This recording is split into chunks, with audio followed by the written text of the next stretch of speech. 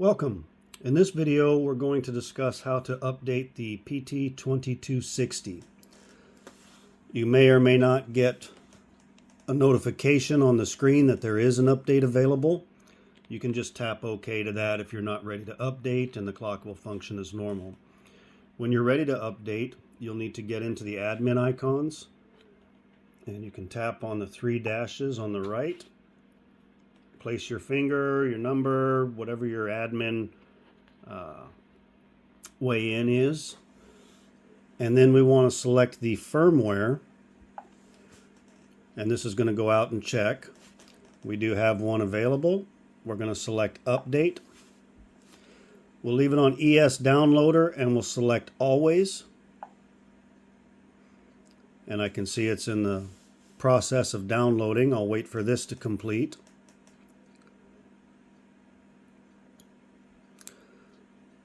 And it's finished.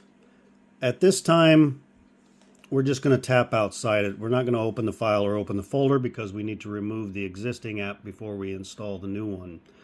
But that is the 1.3.2, so we need to make sure we know what that is when we do go and update.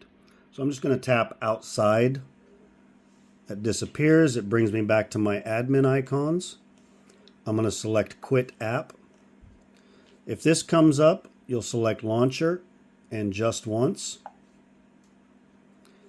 And that'll bring us to the Android screen. If you didn't have to do the launcher, it's going to drop you right here to this screen. So all you need to do is press the circle with the 6 dots.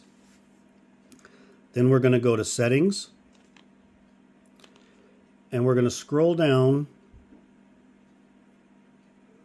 to apps.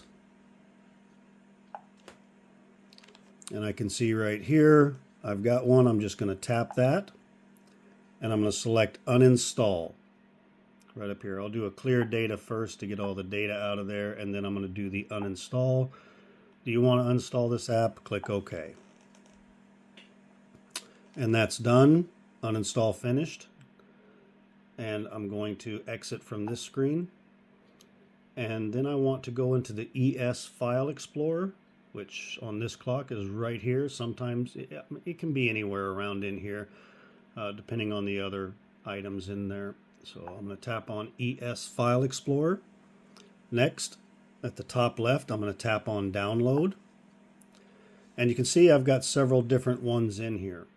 But it's the 1.3.2 that we were informed and we downloaded. So I'm going to tap that. Cancel, mark it install. We're going to tap install. Then next, next, and install. When this is done, we're going to have the option of open or done. We're just going to select done. I still need to put the shortcut onto the home page. So you see here app is installed. We're going to click done. Over here at the bottom left is our exit from the ES File Explorer. We'll tap on that. And now we can see right here is the icon for the app. So I'm just going to press and hold and then drop this over here on the Android screen somewhere around the top middle, easy to get to. And now we can tap on that to open it.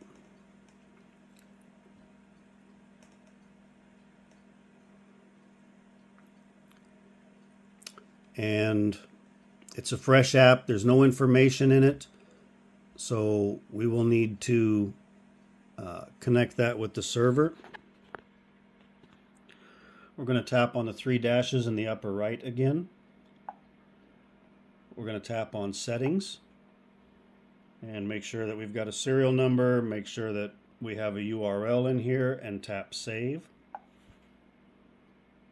We have these successfully saved here.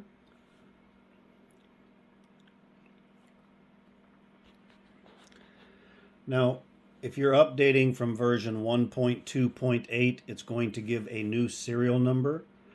So you will need to get that serial number so we can add it into the clock server on your database so that the two can connect. If you're updating from 1.3.1, it shouldn't be necessary. As soon as you were to have saved the settings, the excess icons would disappear and your ring would not be read. So I've added the serial number into the software, and I'm just going to go again on the admin. I'm going to tap settings and I'm going to click save. Successfully saved. I see my screen is now what I'm expecting, but I do see that no users are registered. So at this point,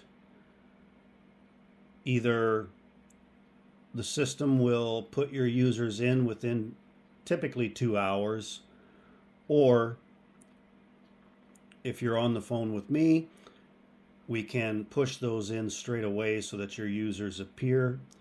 But this is the completion of installing the app, and I hope this helps. Thanks for watching.